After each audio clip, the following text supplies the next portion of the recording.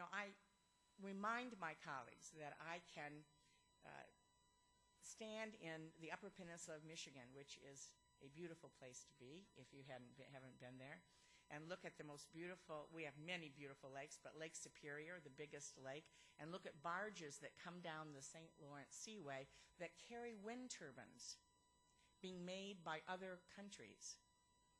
And they are carrying them to Michigan, and they're going over to Duluth, Minnesota, and they're taking those wind turbines off and taking them down throughout the country.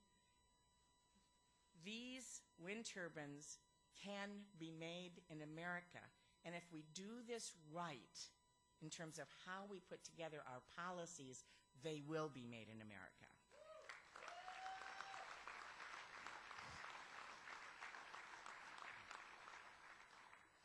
In fact, a Wall Street Journal article reported the other day in response to a new renewable energy manufacturing tax credit, which I've worked on with colleagues, the importance of manufacturing jobs in the wind industry.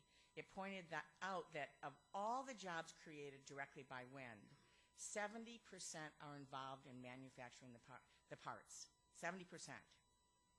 So my colleagues on the Hill get tired of me talking a lot when we're talking about giving credits for use of wind and use of solar and so on. I'm always going back to saying who is making it, because 70% of the jobs in wind alone come from making the parts. And so we need your help in continuing to tell that story. Roan mentioned Dow Corning in Michigan. We have wonderful solar stories to tell. I'm so glad that you talked about Michigan. But Dow Corning, through in Midland, Michigan, the Hemlock semiconductor makes 30% of the world's polysilicon. In fact, there's a longer name for it, a polycrystalline silicon. I'm so glad you cut it short. It's been called a polysilicon. But 30% of the world's basic materials to make solar panels are made in my great state of Michigan. But they're shipped out. The solar panels are made someplace else. And by the way, as Roan said, Germany is a major competitor of ours, not exactly a low-wage country. This is not about wages. It's about not having a 21st century manufacturing strategy with the right kind of incentives and the right kind of support. So we want those solar panels made in America. And that's where the incentives that we've been working on in the recovery package come in. We have to concentrate on the supply chain. That's where the most jobs are. Now, solar panels may not have 8,000 parts, but there are a lot of pieces to solar panels, and there is no reason that we should be losing those jobs to Germany. That's why I've been pushing tax incentives, not just R&D, as I mentioned, and clean energy use, which are very important. But we've sold our colleagues on that. There is wide understanding on the R&D side, on the use side, but there is not yet the understanding that I want to see from colleagues on the manufacturing side. And we need your continued voices on that.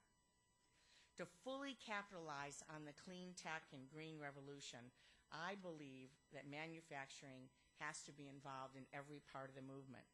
It needs to be a part of the green policies and the green advocacy, because we do need a 21st century green manufacturing plan.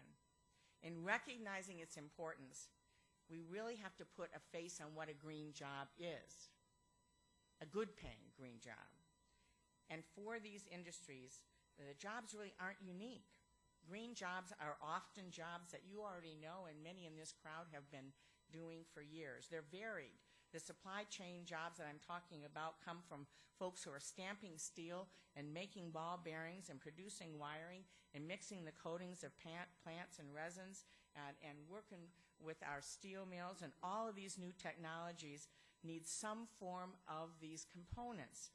So we need to remember that these new technologies can bring current American manufacturing technologies back to life. And this is an important part of the story. Our country has incredible existing resources in manufacturing. We have the skilled workforce. We have the engineers. We have the infrastructure. They are all ready to be fully deployed in this new economy. And manufacturing needs to be considered in any comprehensive energy plan and a cap-and-trade climate policy.